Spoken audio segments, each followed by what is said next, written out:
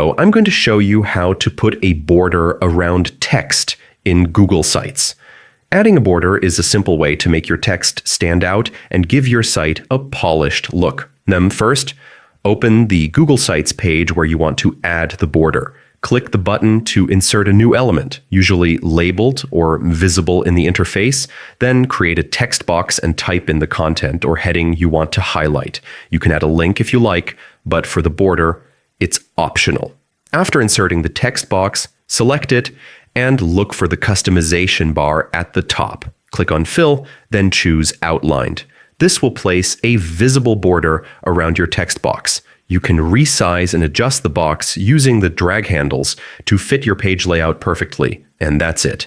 In just a few clicks, your text now has a clean, professional border that draws attention to important content.